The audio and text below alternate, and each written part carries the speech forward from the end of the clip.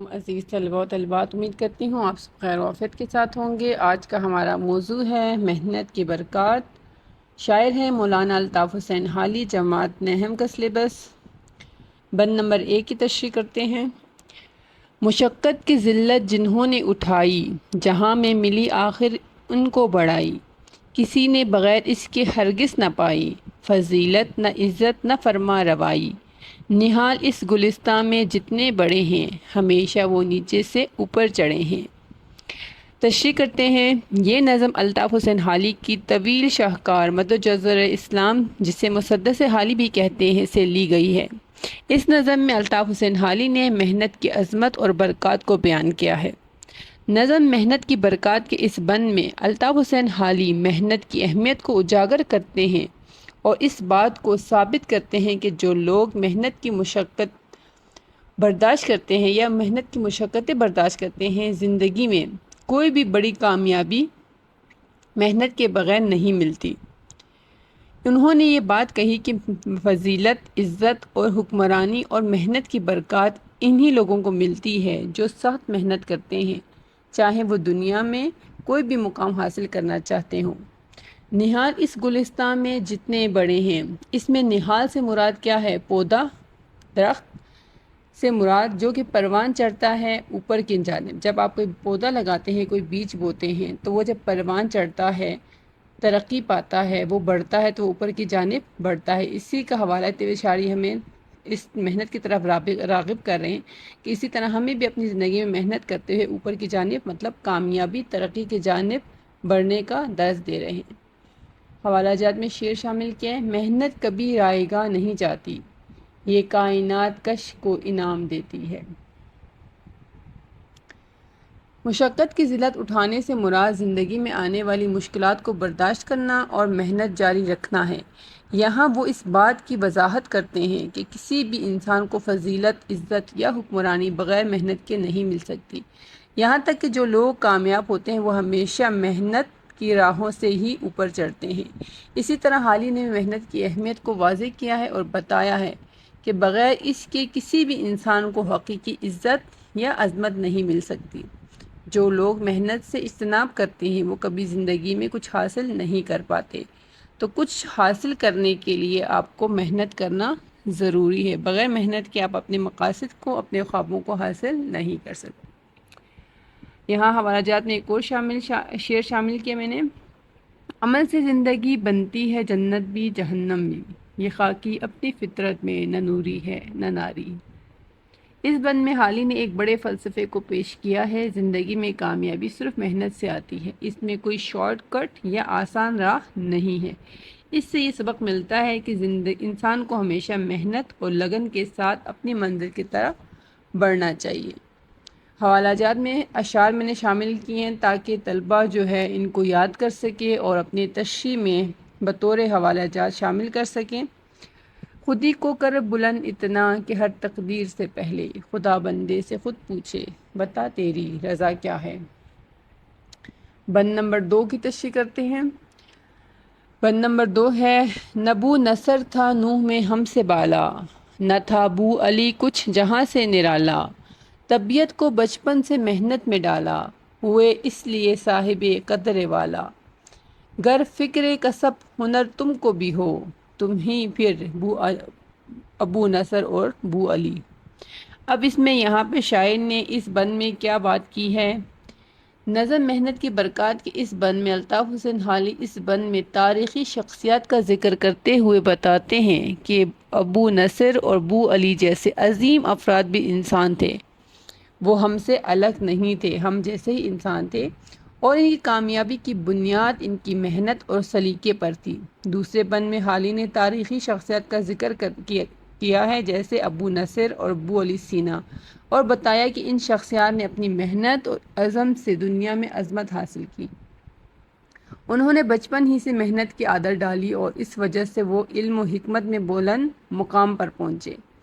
ابو نصر فارابی ارسطو کے بعد سب سے بڑے فلسفی مانے جاتے ہیں، اسی لیے انہیں المعلم الثانی یعنی دوسرا استاد کہا جاتا ہے۔ ٹھیک ہے۔ بو علی سینا طب میں، میڈیسن میں عظیم کارناموں کی وجہ سے شیخ الرئیس کہلاتے ہیں۔ تو انہوں نے یہ مقام، یہ مرتبہ، یہ عہدہ کیسے حاصل کیا؟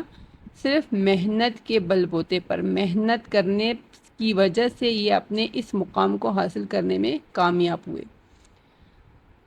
حالی انسان کو یہ پیغام دیتے ہیں کہ اگر تم بھی محنت اور علم کی طرف توجہ دو تو تم بھی ان شخصیات کی طرح عظمت حاصل کر سکتے ہو۔ ان کا کہنا ہے کہ اگر انسان محنت کرے اور ہنر سیکھے تو وہ بھی ابو نصر یا ابو علی سینا کی مانند عزت اور مقام پا سکتے ہیں۔ اس بند میں وہ محنت کو ایک طاقتور ذریعہ مانتے ہیں جو انسان کو اپنے مقصد تک پہنچاتا ہے۔ یہاں وہ یہ بات بھی ظاہر کرتے ہیں کہ کامیابی صرف قدرتی صلاحیتوں یا قسمت سے نہیں آتی، بلکہ یہ محنت، مستقل مزاجی اور علم میں ڈوبے رہنے سے حاصل ہوتی ہے۔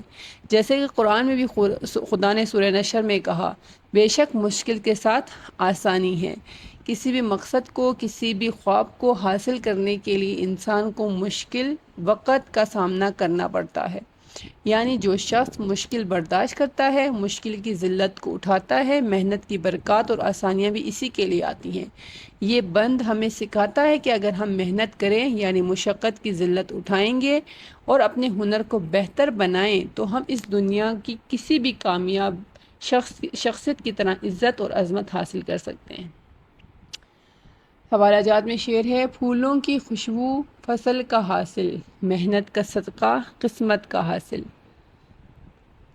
بند نمبر 3 کی تشریح کرتے ہیں، اسی طرح یہاں اہل ہمت ہے جتنے، کمر بستہ ہیں کام پر اپنے اپنے، جہاں اس کی ہے سب دوم دام ان کے دم سے، فقیر اور غنی سبھی طفیلی ان کے، بغیر ان کے بے ساز و سامان تھی مجلس، نہ ہوتے اگر یہ تو ویران تھی مجلس۔ اب اس بند میں شاعر ہمیں کس چیز کی طرف اشارہ کر رہے ہیں یا کس چیز کا درس دے رہے ہیں؟ اس بند میں حالی نے انسانوں کی محنت، جد و جہد کے اثرات کو بیان کیا ہے۔ مولانا الطاف حسین حالی نے ہمیں ہمت اور حوصلے والے افراد کی اہمیت پر زور دیا۔ وہ کہتے ہیں وہ لوگ جو کام کی دنیا میں محنت کرتے ہیں، ان کی بدولت دنیا میں خوشحالی، ترقی، عظمت آتی ہے۔ وہ لوگ جو محنت کرتے ہیں اور کام پر لگے رہتے ہیں، وہ نہ صرف خود بلکہ پوری دنیا کو فائدہ پہنچاتے ہیں۔ اس کا مطلب یہ ہے کہ محنت کرنے والے افراد ہی معاشرے کی اصل طاقت اور بنیاد ہیں۔ ان افراد کی محنت کی وجہ سے ہی دنیا کا نظام چلتا ہے۔ ان کی محنت کے بغیر دنیا سنسان اور بے آباد ہو جاتی ہے۔ یہاں وہ اس بات کی وضاحت کرتے ہیں کہ محنت کرنے والوں کی اہمیت ہر جگہ محسوس کی جاتی ہے، چاہے وہ فقیر ہو یا غنی ہو، ہر کوئی ان کی محنت سے فائدہ اٹھاتا ہے۔ ان کی محنت کی بدولت دنیا میں ترقی، خوشحالی آتی ہے۔ علامہ اقبال نے بھی اسی حوالے سے کہا، ہر چند کے ایجاد معنی ہے خدا داد، محنت سے کہاں مرد ہنرمند ہے آزاد۔ یعنی بندہ چاہے کتنا ہی محنتی اور صلاحیتوں والا ہو، پھر بھی اسے محنت اور اپنی صلاحیتوں کا مثبت استعمال کرنا ضروری ہے۔ یہ ہمیں بتاتا ہے کہ کامیابی صرف اہل ہمت کے لیے ہے۔ دنیا میں جو بھی ترقی، تعمیر اور محنت کی برکات ہیں، وہ محنت کرنے والوں اور مشقت کی ذلت اٹھانے والوں کے دم کی وجہ سے ہے۔ کہ انسان باصلاحیت پیدا ہوتا ہے، اس کے اندر اللہ نے کوئی ہنر پوشیدہ رکھی ہے، تو ضروری ہے کہ اس کو استعمال میں لایا جائے اور مثبت استعمال کیا جائے، تب آپ اس کے نتائج بھی مثبت حاصل کریں گے، یا آپ اس کو عمدہ انداز میں استعمال کرتے ہوئے اس سے فائدہ اٹھا سکتے ہیں۔ یہ اشعار ایک واضح پیغام دیتے ہیں کہ معاشرے کی اصل ترقی اور خوشحالی کا انحصار محنتی اور باہمت افراد پر ہوتا ہے۔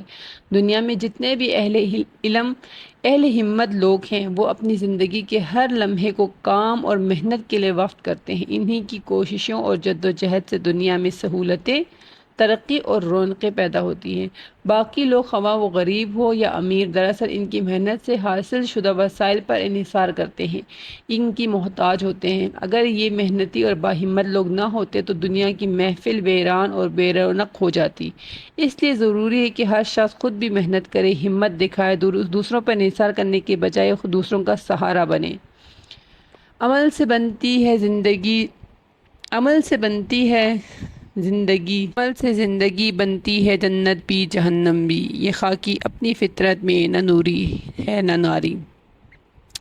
تو عزیز طلبہ، آپ اشعار کی تشریح کر چکے ہیں، آپ سمجھ چکے ہوں گے کہ اس نظم میں شاعر جو ہے وہ ہمیں کس طرح محنت کی طرف راغب کر رہے ہیں، کس طرح وہ ہمارے اندر محنت کرنے، آگے بڑھنے، اپنی صلاحیتوں کو، اپنے ہنر کو استعمال لانے کے لیے ہمیں جو ہے نا جوش یا ہمیں ہمت کرنے کا درس دے رہے ہیں کہ دنیا میں جو بھی سہولیات ہے، جو بھی ترقی ہو رہی ہے، اس کے پیچھے کسی نہ کسی انسان کی محنت، کسی انسان کی مشقت، کسی نہ کسی انسان کی قربانی شامل ہے۔ تبھی آج ہم سب جو ہیں ان کا فائدہ اٹھا رہے ہیں اور اپنی زندگی کو آسان بنا رہے ہیں۔ تو شاعر ہمیں اس چیز کی طرف بھی راغب کر رہے ہیں کہ کوشش کریں کہ اپنی صلاحیتوں کا استعمال کرتے ہوئے نہ صرف دوسروں کی کامیابی، دوسروں کی محنت سے فائدہ اٹھائیں، بلکہ خود بھی محنت کریں، خود بھی ایسی چیزیں ایجاد کریں، ایسی کامیابی حاصل کریں کہ آپ اپنے ساتھ دوسرے لوگ بھی اس سے فائدہ اٹھائیں۔